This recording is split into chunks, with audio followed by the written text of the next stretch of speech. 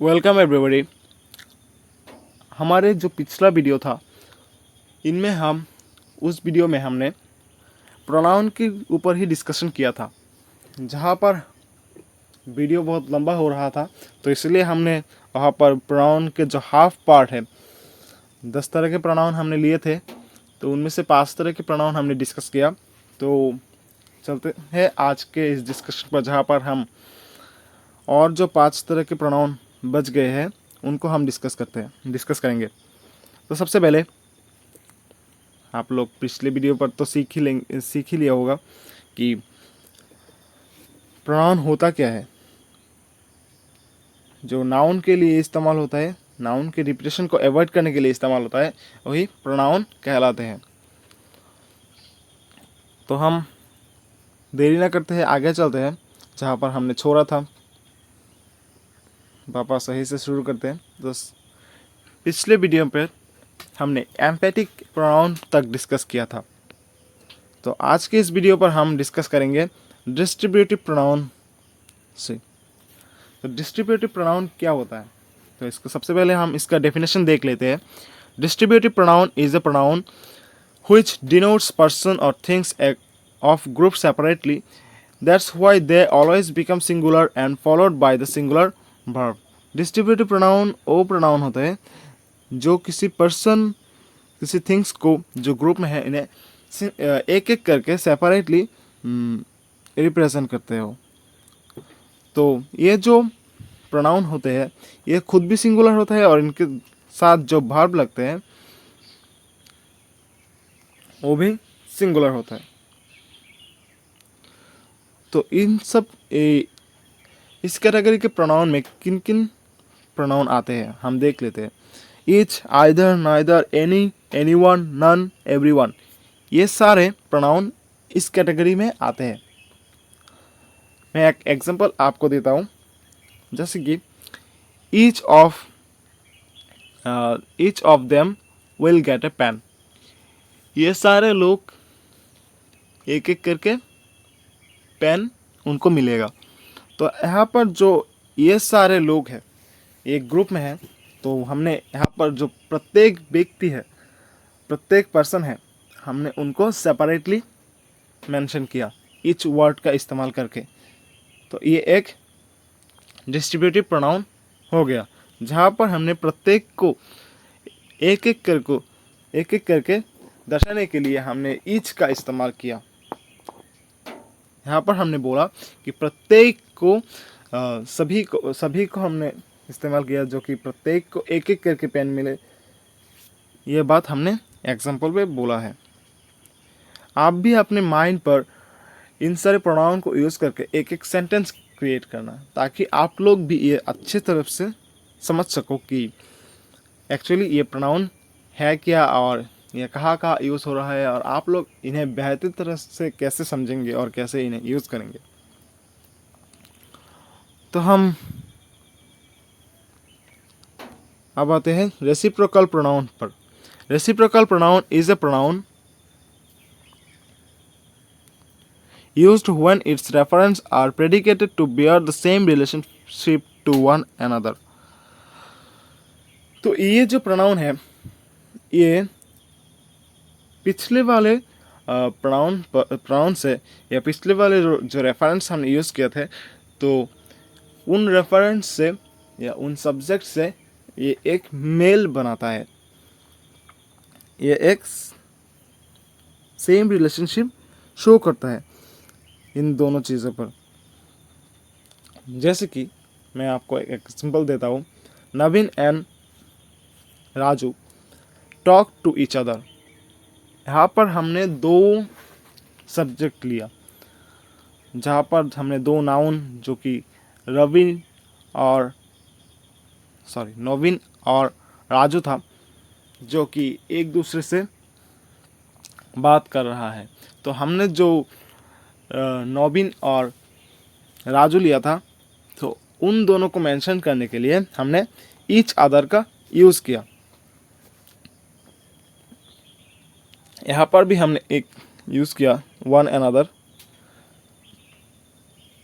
जो कि इसके रेफरेंस और प्रेडिकेटेड थिंग्स को दर्शाने के लिए हमने वन अनदर का इस्तेमाल किया।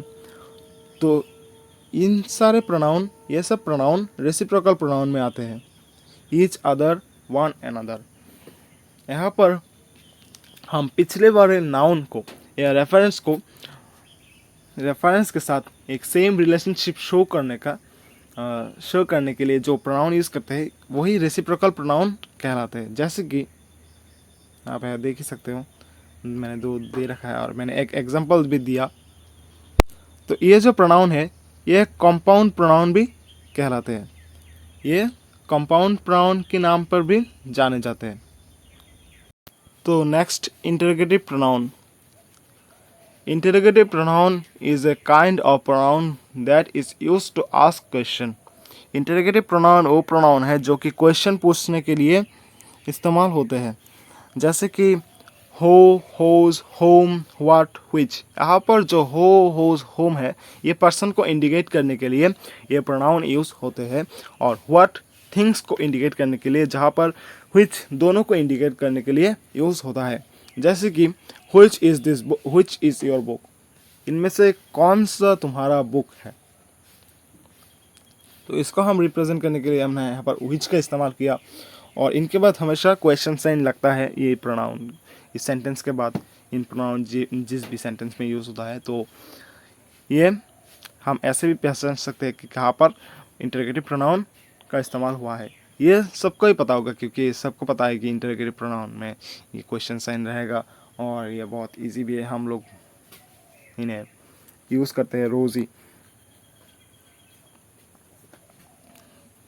तो यहाँ पर और भी एग्जांपल दिए जा सकते हैं, ताकि वीडियो लंबा ना हो, इसलिए मैंने यहाँ पर ये सारे एग्जांपल आप लोगों को नहीं बोल सकता। आप लोग अपने ही माइंड पे क्रिएट करना, और अगर कोई चाहे तो कमेंट सेक्शन पे ये एग्जांपल पुट भी कर सकते हैं। मैं इनके एग्जांपल को देखूंगा, और अगर कोई मिस्टेक हुआ, अगर किसी को कुछ समझने की भी ज़रूरत हो, तो कमेंट सेक्शन में आप मुझे पूछ सकते हो। आपका डाउट मैं सॉल्व करने की कोशिश करूंगा। तो उसके बाद इंटरोगेटिव प्रोनाउन के बाद आता है indefinite pronoun. Indefinite pronoun is a pronoun that refers to an unspecific or unidentified person, place, things, etc. Indefinite pronoun जो है वो किसी अनस्पेसिफिक और अनआइडेंटिफाइड पर्सन, प्लेस, थिंग्स को इंडिकेट करता है या रिप्रेजेंट करते हैं। जैसे कि one, any, a little, each, etcetera, ये सिंगुलर फॉर्म के लिए यूज़ होता है, और so, many, a few, both, etcetera, ये प्लूरल फॉर्म के लिए यूज़ होता है। तो यहाँ पर कुछ दिन पहले तक एफ लिटल और एफ यू में मुझे बहुत दिक्कत होता था। जब भी मैं यूज़ करता था, मैं कहीं पर जहाँ पर ए लिटल परफेक्ट नहीं है वहाँ पर मैंने ए लिटल लगा दिया था, जहाँ पर एफ यू ठीक ठाक नहीं बैठ रहा था मैं वहाँ पर भी एफ यू दे रहा था। तो ये ए लिटल और एफ यू में काफ़ी लोगों को कन्फ्यूजन होता है, ये क्योंकि इन दोनों का मतलब सेम ही निकलता है, तो कन्फ्यूजन होना जाहिर भी है। तो मैं आप लोगों को बताता हूँ इन दोनों में एक्चुअली डिफरेंस क्या है। ए लिटल यूज़ होता है सिंगुलर फॉर्म के लिए, और एफ यू यूज़ होता है प्लूरल फॉर्म के लिए।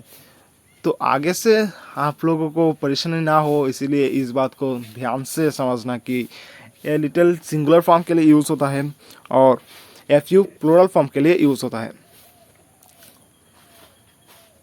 आशा करता हूँ इन दोनों में आपको प्रॉब्लम नहीं होगी। और तो इसका एग्जांपल इंडेफिनिट प्रोनाउन का एग्जांपल देते हैं। अब any one of them can do the same, इनमें से कोई भी ये सम कर सकता है, ये प्रॉब्लम सॉल्व कर सकता है।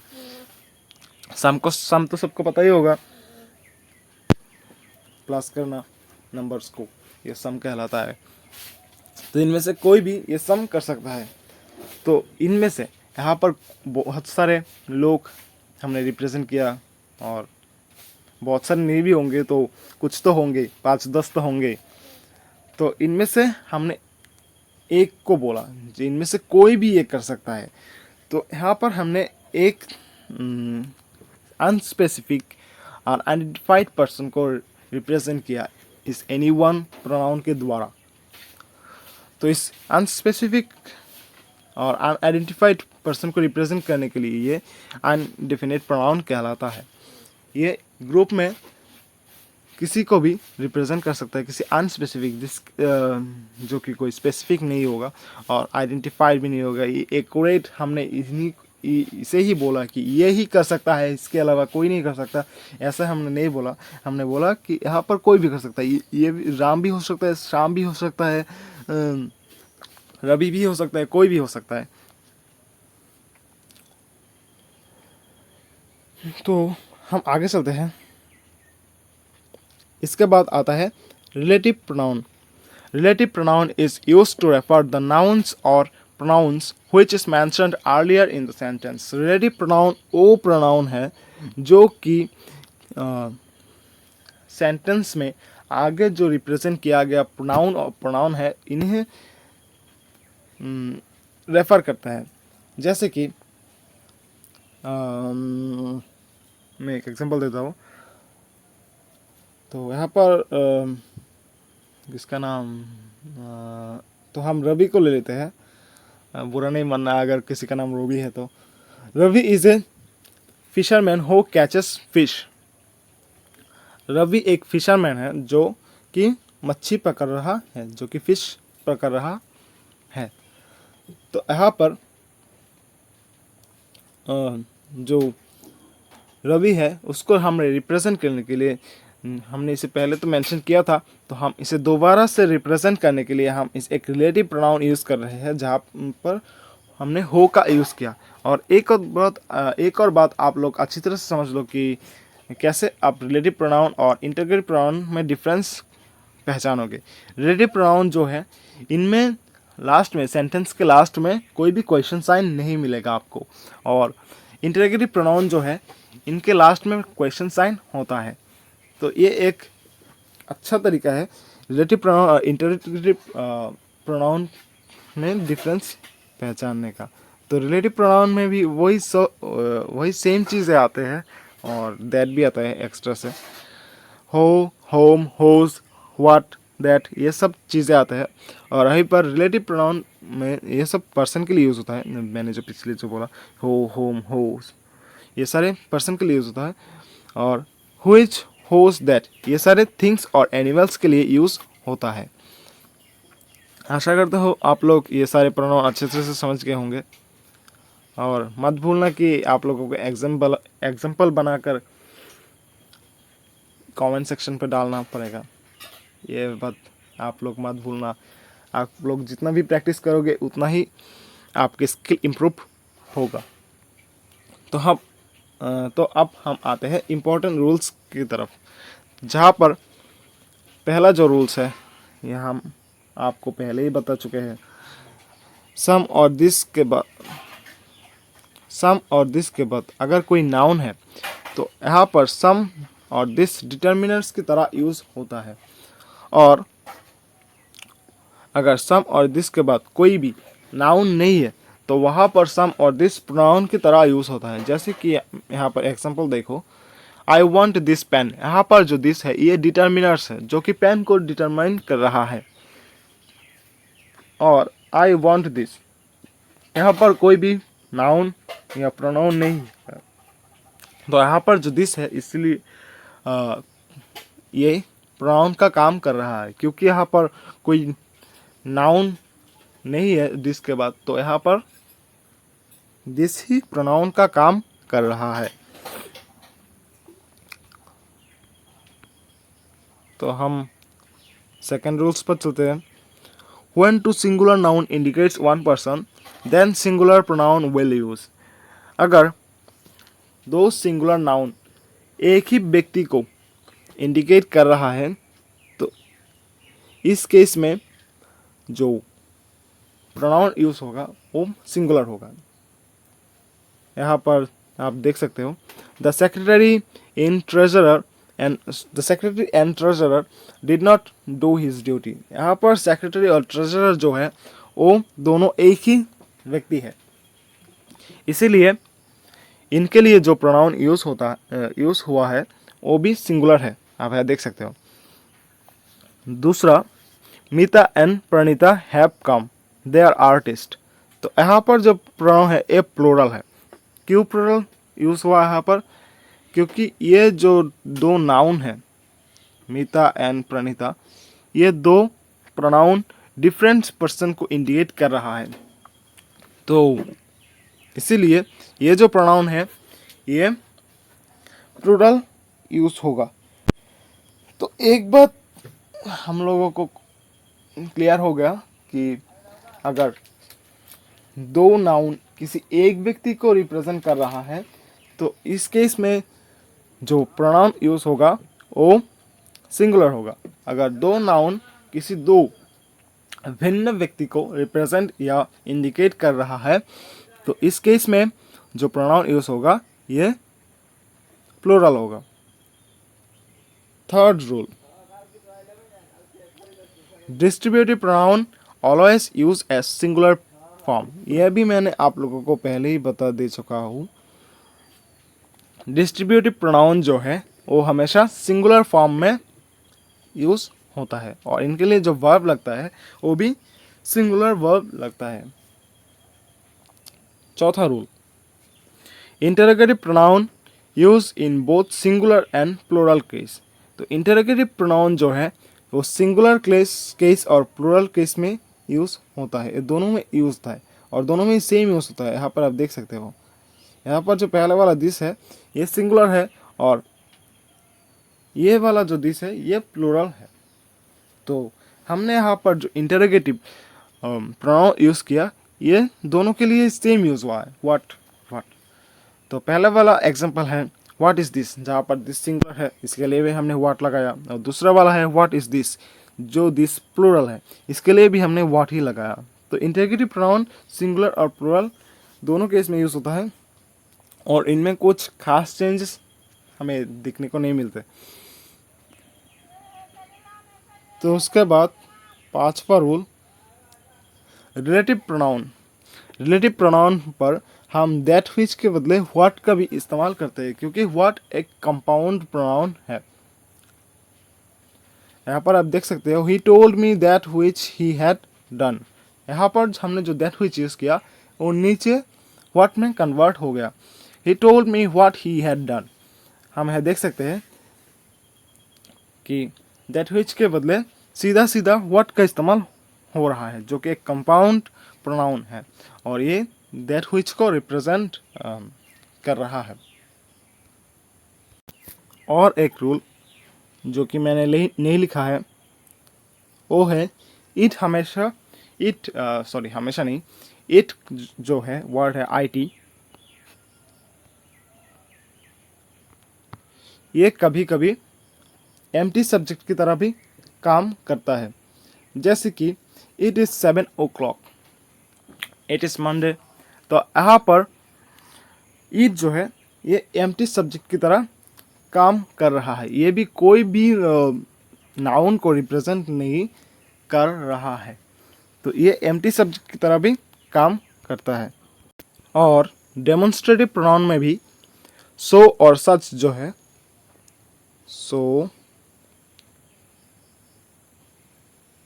सच, ये दो वर्ड जो है ये डेमोन्स्ट्रेटिव प्रोनाउन में कभी कभी यूज़ होता है। जैसे कि एग्जांपल मैं आपको देता हूँ, ही टोल्ड मी सो, ये मुझे वो मुझे ये बोला। Such are his personal views, ये सारे इसके पर्सनल व्यूज़ है। तो यहाँ पर हमने देखा कि सो और सच भी कभी कभी डेमोन्स्ट्रेटिव प्रोनाउन में यूज़ होता है। अच्छा, एक और बात, कई लोग पॉसेसिव प्रोनाउन में और एडजेक्टिव में थोड़ी कन्फ्यूजन लगा देते हैं। जैसे कि वो पॉसेसिव प्रोनाउन में भी माई वर्ड का इस्तेमाल करता है जो कि एक पॉसेसिव प्रोनाउन नहीं है, ये एक एडजेक्टिव है। आप लोग ये भी अच्छी तरह से समझ लो कि माई जो वर्ड है ये एक एडजेक्टिव है, तो कभी भी पॉजिटिव केस में माई वर्ड का इस्तेमाल नहीं करना। तो यहाँ पर ही हमारा डिस्कशन ख़त्म होता है। आशा करता हूँ आप लोग अच्छी तरह से समझ गए होंगे, और किसी को कोई कन्फ्यूजन हो या किसी का कोई क्वेश्चन हो तो आप कमेंट पे क्वेश्चन रख सकते हो। हम जितना हो सके आप लोगों को समझाने का पूरा प्रयास करेंगे। तो आज के लिए चलते हैं, बाय। और सेशन को लाइक और शेयर करना जितना हो सके, ताकि आप लोगों को मैं और अच्छी तरह से समझ सकूं और अच्छी तरह से आप लोगों को पढ़ा सकूं, और मेरा भी जो कॉन्फिडेंस है वो हमेशा बना रहे। तो तब तक के लिए थैंक यू, बाय।